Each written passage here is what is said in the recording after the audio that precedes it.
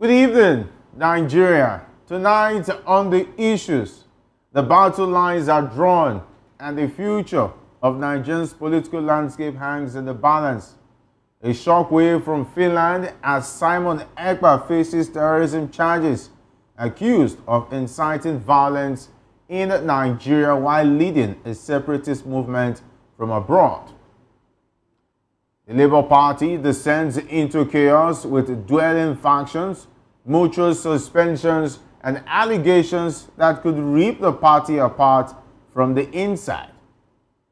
And Professor Pat Utomi, veteran economist and political activist, now in the crosshairs of the DSS for forming a shadow government. Is it a threat to national security or a desperate cry for accountability? Tonight, we go beyond the headlines, cut through the noise, and unpack the real power struggles shaping our nation. Joining me is our team of esteemed analysts, seasoned, sharp, and unafraid to tell it like it is. This is the conversation Nigeria needs, and you don't want to miss a second of it. I am Jerry Apeloi, and this is the Issues on Voice of the People TV. Strap in, we begin right now after this timeout.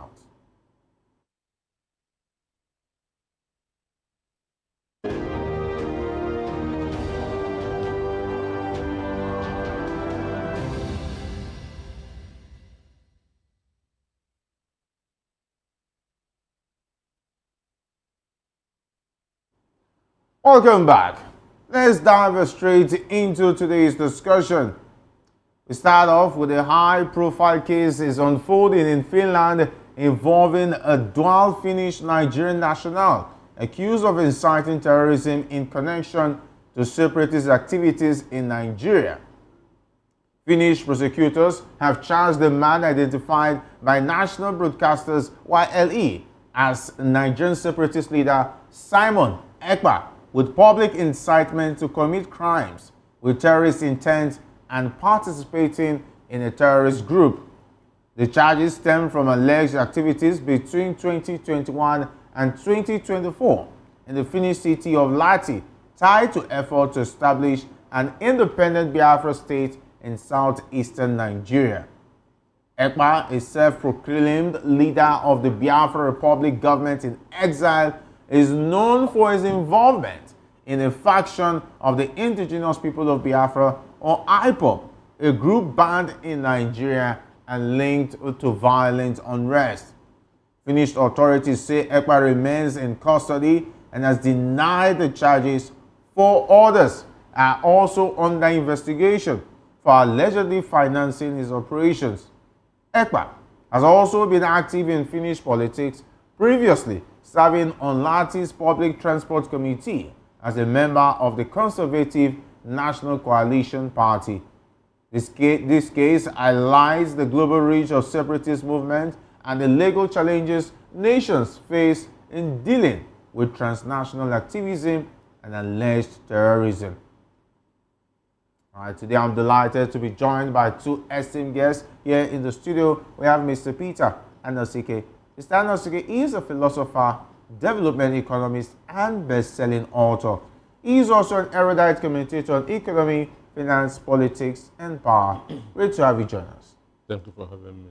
All right, joining us virtually is Comrade Pius Duko. He is a public affairs analyst and social media commentator all the way from Port Harcourt.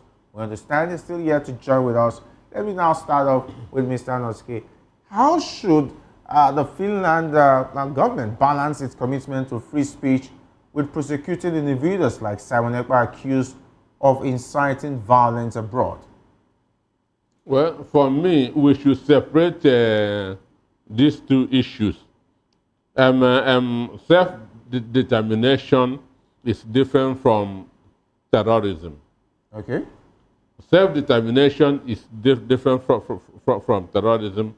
Nobody could be accused of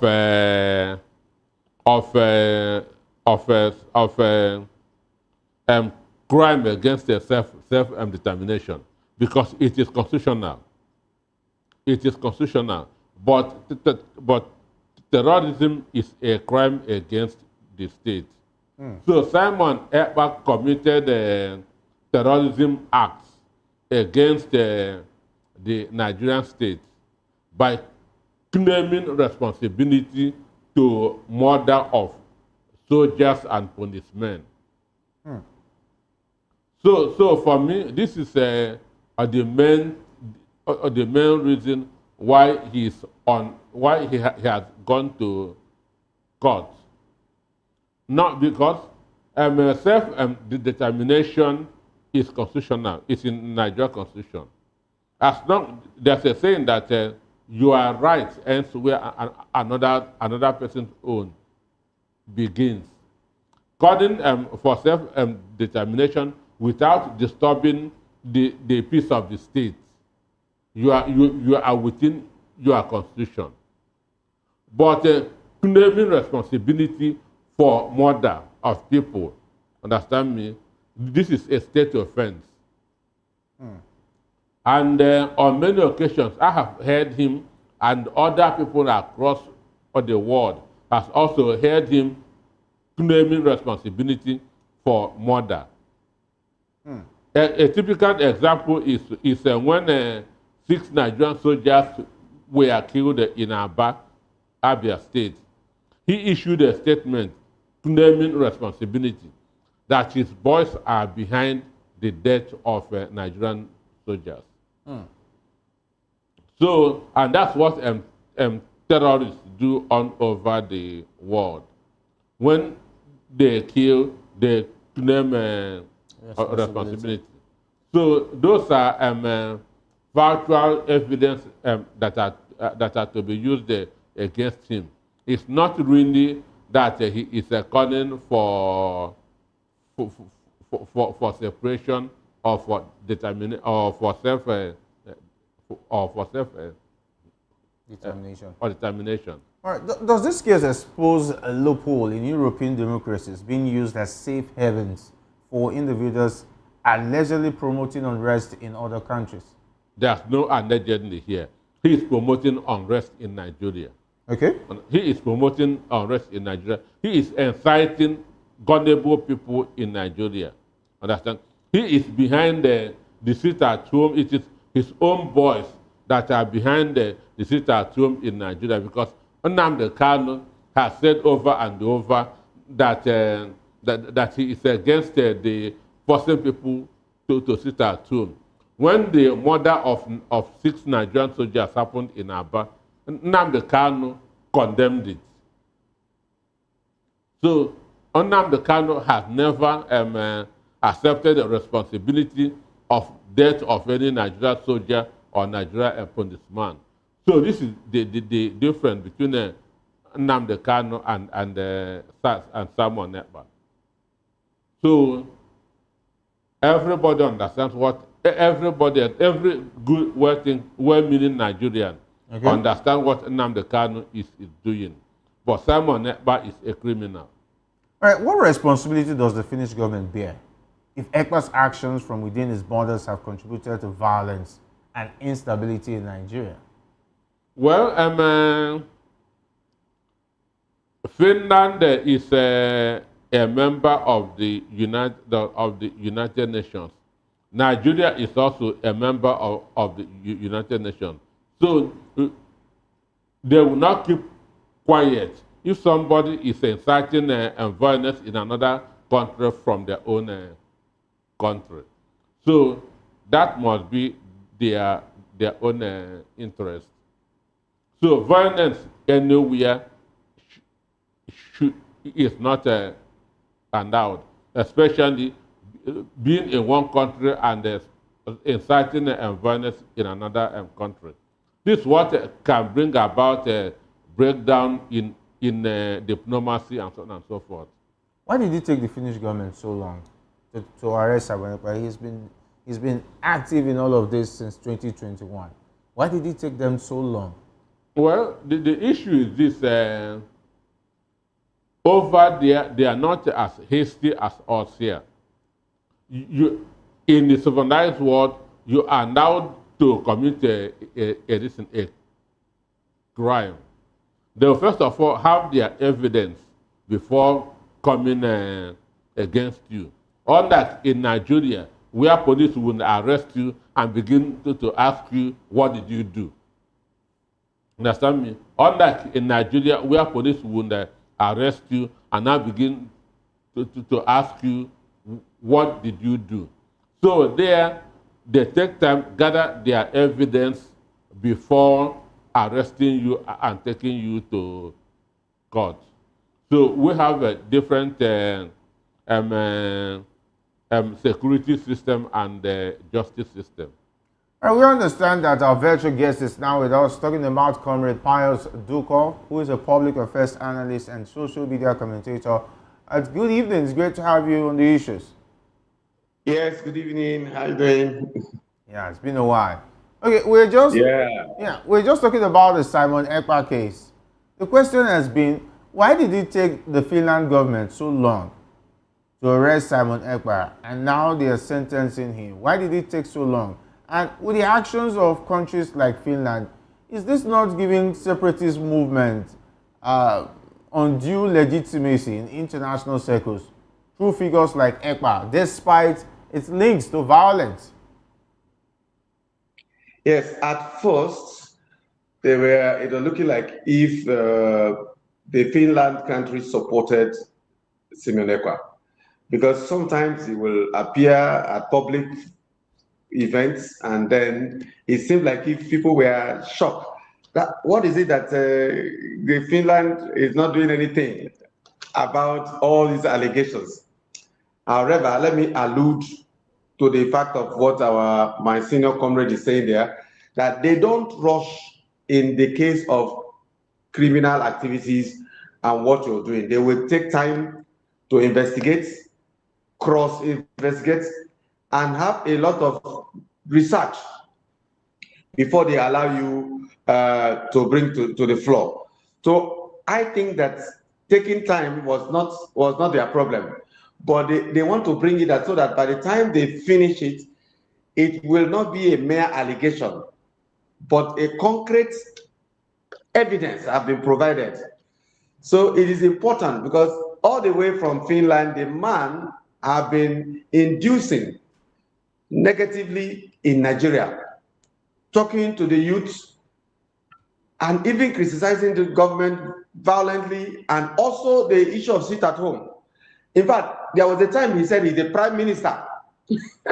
So to my greatest surprise, the prime minister has been arrested. So these are some of the things. So coming to your question is that let other countries begin to find out how they nip things like this in the bud as quickly as possible so that it will not escalate. I know how many people have died in the course of sit at home. And maybe the people that who died are the people of the same ethnic nationality. However, some other foreigners who come to settle, make peace, have also been killed. Vehicles being burnt, life and properties destroyed, to the discredit of the Simon Ekpa propaganda. He has been using the propagandist machine all the way, thinking that the Finland will back him. But by the grace of God, that chapter has been closed. I think people are even talking about extraditing him to Nigeria so that he will face the crime at the mother home. Okay. I think that is better than the Finland, because let me say, if he's tried there and he's in prison there, you know, the prison in foreign countries are like 2-bedroom flats. They will give you milk, they will give you everything. You are enjoying. In fact, you are a semi-big man. That is why sometimes people who don't do well in foreign countries, they try to commit crime so that they enter prison and they begin to enjoy. So I think that they should not enjoy there in their so-called prison. It should come to Nigeria so that we can look at the correctional center in Nigeria so that they can correct his brain. That's what I think it should be done. That's asking too much for the Nigerian government, who's already dealing with now the kind of situation. Though they may say rather different in terms of ideologies and the way they went about their activism. But Mr. Anosike, would it be advisable to add Simon Ekpa's case to the already one they are to the one they're already dealing with as far as Nnamdi Kanu's case is concerned? There's a case in court, and there's a case in court. Okay.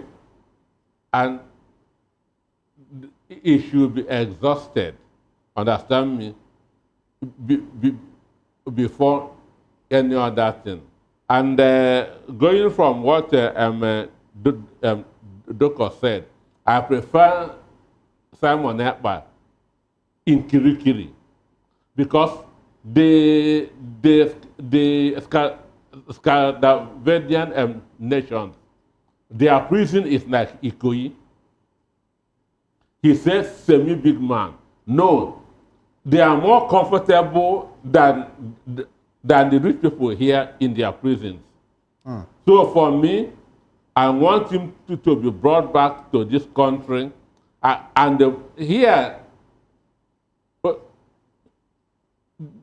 the DSS has a 3-story underground cell at Abuja. 3-story underground cell. Understand me? Where they keep people. So that's where Simon Ekpa should be, and from there be going to court. So there, mosquito will not bite him. Understand me? So Are we already prosecuting the man? Because now the man is facing charges. Are we not supposed to allow the court to decide this case and now decide the kind of sentencing he's supposed to get? We cannot preempt a judgment from Nigeria. Definitely. But I'm telling you that by claiming responsibility for murdering of soldiers, understand? Killing one soldier is like declaring a war in a country. You don't do that. But he thought that he was having fun, that this is a content creation. Understand me? So there are things that you don't do, especially when a soldier is killed anywhere in the world. So he went too far in his this thing. To me, I keep on saying that Simon Ekpa is just a cheap thief. Understand me? Using social media to be defrauding people. But he went too far. Understand me? He went too far. And that's what is going to count against him. And let me go back to Comrade Pius. Was there a situation that Simon Ekpa thought he was going to get away with all of this because he felt he was in Finland? And to his fans, who are mostly active online, how would they react knowing that now he's being tried in Finland and keeping him there? Would it not save the Nigerian government from the backlash from his fans who still believe that he is fighting for their cause? Let me say it the same because just like I stated earlier, he was thinking that because he's outside the country, that the Finland government is going to protect him. You know, they believe in fundamental human rights. But he forgot that they did not believe in toppling government because no person will go and topple Finland government and they will support it. So at time, the first time he was playing like Nambi Panky, okay, I can say whatever thing I want to say. I can run down the government of Nigeria and go free. Who knows whether he also has funding, money, doing all this international correspondence and the talking to the press from the government of Finland, or maybe gathering money from somewhere. So they should also investigate who was sponsoring him. But just like my colleague said, maybe the vulnerable people have been contributing money. It should make way to refund all those money. So for saying that for the first time they were like protecting him, that is correct. But that there will be a backlash, I don't think so. He is a wanted person, and he has also destroy the futures of those Nigerian youths who he claimed he was speaking on their behalf. That is not true. You cannot think that you want to speak on behalf of the youth and you begin to be so much like destructive, verbal destruction, supporting evil. Okay, look at the economic destruction, that a special day, nobody should go anywhere. Nobody should go to market.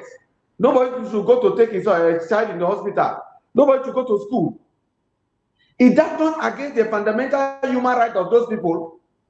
So I used to think that the man is somehow not thinking rightly to order that people should stay at home. You have already violated the Constitution of Nigeria. You have already violated the African Charter. Who gives fundamental right to people for right of movement and right of assembly? So you are no longer under that protection because you have violated the right of many. But you see, just like they used to claim, they think that they know everything. After all, he didn't know anything. So he will not have a backlash if, for example, they bring him back to Nigeria to be tried. What we are saying, we are not giving judgment on him. We are saying available evidence, and based on what Finland is doing, he might not be set free. But we are saying that they should not put him in prison there. We are only appealing that they should bring him in Nigeria, because this is the home country where the evil was committed. If no evil was committed in Finland, Finland is the only communication destination. Meanwhile, havoc is being rendered in Nigeria. If he can bring back all the people that was killed, both locally and whatever, and army, military, civilian, community people, then if he can bring them back to life, well, they can set him free. But this is high time we know that we should not allow people to kill. Whether you are Boko Haram, whether you are ISWAP, whatever name, herdsmen, whatever nomenclature you find yourself, don't kill one person and you go scot-free. In America, they don't do that. In Britain, they don't do that. In other European countries, they don't do that. It's only in Nigeria you hear people killing 50 persons.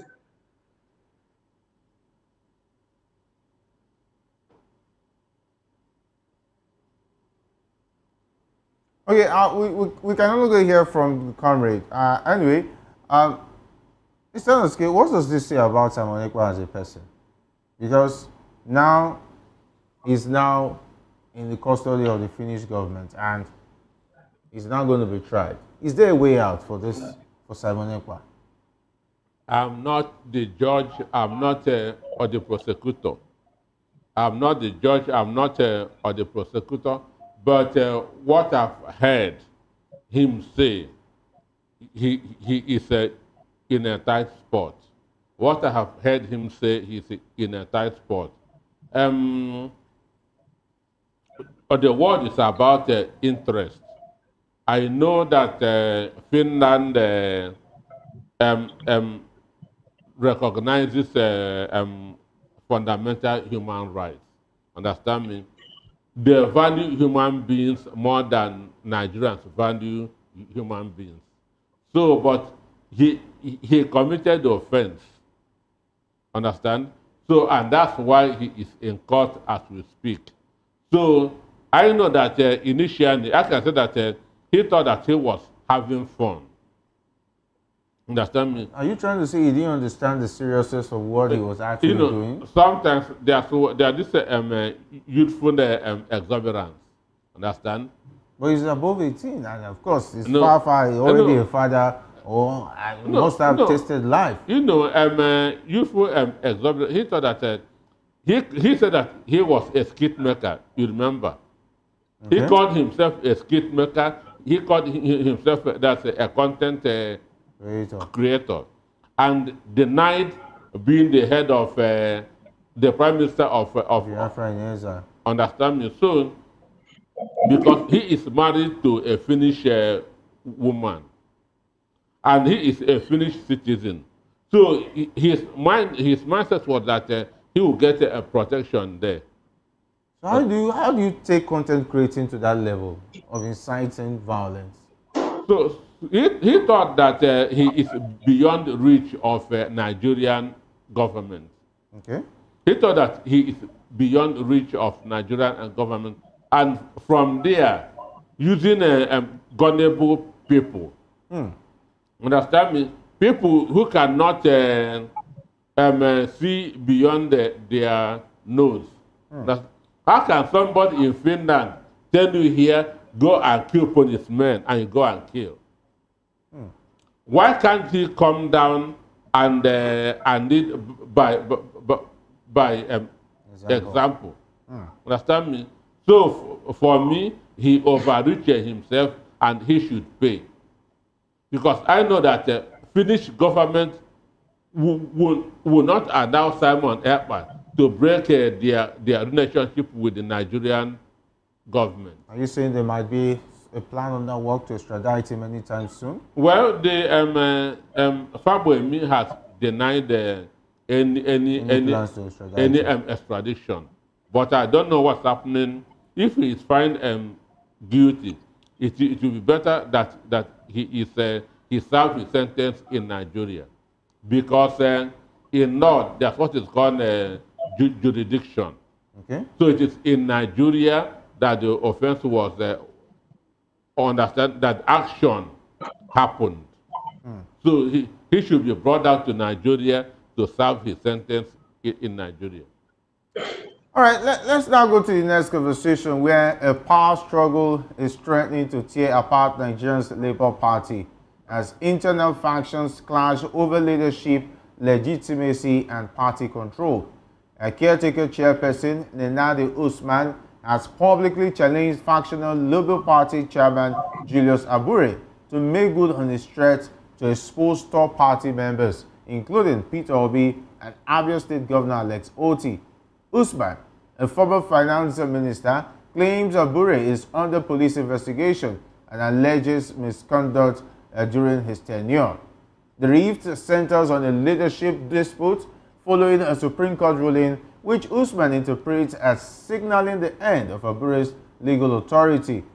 A caretaker committee, reportedly backed by Obi, Oti, and the Senator Ireti Kingibe, is calling for fresh party congress.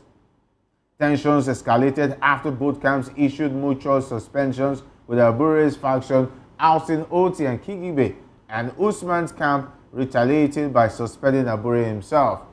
As accusations fly and legal interpretations clash, the Labour Party's cohesion and its role in Nigeria's opposition politics hangs in the balance. With both camps digging in, the future of Labour Party leadership and its political credibility may now depend on judicial clarity or internal reconciliation. Let me take this to you, comrade. Does the current Labour Party crisis signal a deeper weakness in Nigeria's opposition party structures, particularly in managing post-election transitions? I see a situation whereby a lot of persons don't want to agree with leadership. I will subscribe to the fact that somebody like a presidential candidate is bigger and higher than any other political office you might think of. So for you to find such a person who submits himself for presidential election, supposed not to be toyed with. I might not be a fan of Peter Obi anyway, but I am saying that Abure is supposed not to have gone to the extent of discrediting him and talking about the issue of he's going to reveal secrets, whatever secret they have had, whatever about Peter Obi and other, and the governor Oti does not supposed to come to the front. However, we have also heard about the judgment where the Supreme Court also dislodged him. So where did he get his power from? So it's where I don't understand. So when a house is divided against itself, it cannot stand. This is a right time that if they want to fight the government in power, they're supposed to come together and make a lot of cohesion, stronger relationship, collaboration, forgiveness, reconciliation, so that they can move forward. But let me also say that sometimes under the bridge, water have passed, and if somebody is funding them and funding the ambers of war within that party, you may not know. You and I may not know. Somebody may bankroll it, somebody can pay money and be doing all those things. Those allegations might be true, and they will continue to be vituperating issues on the national televisions and so forth and so on. But in the back of their mind, they know that they are being funded, they are being sponsored. However, My caution is that Oti and Peter Obi should remain focused. They should concentrate on those who love them and expand olive branches to other people who might also like what they are doing. That will be okay. In the very near future, Nigerians will know whether it is the Peter Obi faction that is more tenable, most resourceful, more authentic than the Aburi faction. All right, let me go to Mr. Anske. How damaging is this internal conflict to Peter Obi's political brand and the broader movement that emerged around his 2023 campaign? My friend in Port Harcourt said that he doesn't know if somebody is sponsoring Abure. But an EU of APC came out in the open and said that they are the one behind the crisis in the opposition. Understand me? Including the Labour Party. Labour Party is part of the opposition. PDP is part of the opposition. Okay. So an EU of a chieftain of the APC came out in the open and said it. So even before saying it, we know that APC is sponsoring sponsored Namibia Papa, Bata or whatever, sponsored Arabambi, and is now sponsoring Abure. Understand? It is not hidden. Abure is a paperweight. He is a shoe shiner. Understand? It is the sponsor that is giving him the God. Don't agree, fight on. Because they want to use him to make it easy for Tinubu in 2027. The same thing that Nyesom Wike is and on that body George is doing in PDP. So I'm not seeing Abure giving up. Understand? Not because he has the guts to fight, but because the ruling party is behind him. Understand me? The ruling party is behind him. They are urging him on. Don't agree. So the advice that I'm giving to Peter Obi, even though he's an adult, understand? But the advice that I'm giving him is that they should start looking for an alternative platform outside the LP, because that crisis will not end until 2027. It will not end. Understand me? As I say, it's not that Abure is strong. Okay. He's a paperweight. Understand me? It's just because the people behind him would not want him to stop the fight. And as I said earlier, that is also politics. Okay. PDP, Labour Party, should start looking for a way of sponsoring crisis in APC. If they are not doing it, they are stupid. There are people in APC that are not happy. They should use them to start causing crisis in APC. That's how it works. There's no morality in politics. Politics is not like running for the president of Young Men's Christian Association. It is a different ball game. It is a murky water. And you cannot swim it without getting stains and strains on your body. Do you think the Labour Party has the capacity to go through those murky waters? As we're seeing now. There are people in APC that are not happy. They should use them. In the media, in the mass communication schools, they teach you, if you want to get information from any company, from any organization, look for those that are not happy. Understand me? So there are a lot of people that are not happy in APC. Over 70% of APC presidential campaign council are not happy because they have not been rewarded. Many of them are my friends. I used to mock them on a daily basis. What kind of reward are they looking for? Eh? At least their party did not win the presidential election. So what kind of... No, I said members of APC, okay, you're talking about Presidential the APC. Campaign Council. Okay. Over 70% of them had not been rewarded or compensated. Okay. So they can use them to begin to cause crisis in APC. Very interesting. Okay, let me go to Comrade before we leave this conversation. Abure made some very interesting threats, and that in due time was going to expose Peter Obi and even OT and so on and so forth. That's an empty threat. And Usman Enandi has dared him to expose who he wants to expose. Should we be worried about the exposure he's planning? Or is the Nandi so confident that there's nothing Abure has to offer and he's daring the man?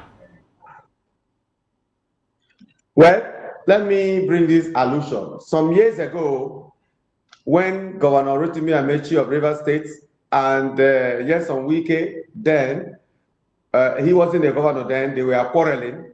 They quarreled to the extent that they said, if you talk, I will talk. If you talk, I will talk. The thing end there. Till today, nobody knows what they were threatening about. And nobody heard about them that said, oh, this is what they were talking about. So sometimes when politicians say something, it's the opposite of what they mean, especially in Nigeria. If politicians said he's going to do A, B, C, D, forget it, you can do E, F, G, H. So I don't think they are taught as watertight compartments. Only when something is done concrete is what I believe in Nigeria. The country has been so bastardized that who are you going to trust? Is it a statement or something on paper or mere allegation or whatever? So if he's not having anything to say, let him keep quiet. If he wants to drop a bomb at maybe a night before election 2027, no problem. Let's look at it. Is there any situation that Peter Obi would have resolved this matter before it got to this extent? As a party leader, would there have been a way he would have done things differently for it not to have boomerang to this extent? Well, I think that maybe underground he has made so many concessions to reach out to Aburi, reconciliation patterns of which we may not be aware of. But sometimes some people are so hard-hearted. And because if somebody is sponsoring them and telling you to cause the crisis, because a lot of people are aware of the weight of Peter Obi, knowing that that is the heartbeat of the youth. So if we can dismantle the heartbeat of the youth, even though you want to write election results, it will be easier for them. After all, there is crisis in the party, so it is not interpretatively meaning that a lot of people voted for him.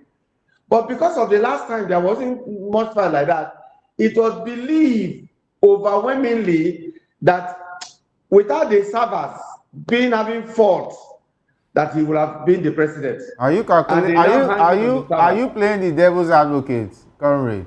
Which of the devil's advocate? Because now you are making calculations and preempting what would have happened. Well, you know, in this country, when jam result is having been tampered with. At least Mr. said there's nothing to it, and it just happened. But during the election, they did not say they will go and rewrite or go and vote again. I think they said you should go to court. We all were in court. We saw what happened. Anyway, let me take it to Mr. Nosike. Is there any situation that there will be unity amongst the Labour Party factions and create a united front ahead of 2027? There will not be. There will not be. Because Abure has a mandate to destroy the party. Understand me? Those sponsoring him will always urge him to keep on fighting until the election is over. So Peter Obi will be wasting his time in the party. You're asking him to leave the party? He should be wasting his own time in the party. Understand? Are you asking Peter Obi to leave now? So for me, if he hasn't started doing it, he should start looking for another platform. His obedience are still with him. His obedience are still with him. Labour Party was not among the 50 known parties in the country up to 2022. So it is the obedience, it is Peter Obi that breathed that put a soul into the party. Labour Party was dead. It was Peter Obi that put that breath into it, and it become alive. Okay. So Peter Obi can still go and breathe into another party. Very interesting. All right, talking about the political god. Let's now go back to the next conversation before we wrap it up, where tensions are rising in Nigeria's political space as the Department of State Services sues political economist Professor Peter Obi, accusing him of undermining constitutional order. The DSS has filed a lawsuit against Utomi over his recent formation of a shadow government in response to President Bola Tinubu's administration. The agency alleges the move poses a clear and present danger to national stability and seeks a court order declaring the initiative unconstitutional. Professor Utomi has strongly condemned the legal action, calling it an attack on free speech and political dissent. He accuses the DSS of misusing state power to intimidate critics while ignoring violations of the Constitution by mainstream politicians, especially party defections. In a bold counter, Utomi supporters have mobilized a team of 500 lawyers to defend him, framing the case as a test of Nigeria's democratic tolerance and civil liberties. Let me now go to you, comrade, because we are pressed for time. Is the DSS overreaching by equating a symbolic shadow cabinet with a threat to national security? Well, what I used to know that shadow government, shadow budgets are also things that are allowed in a democratic dispensation.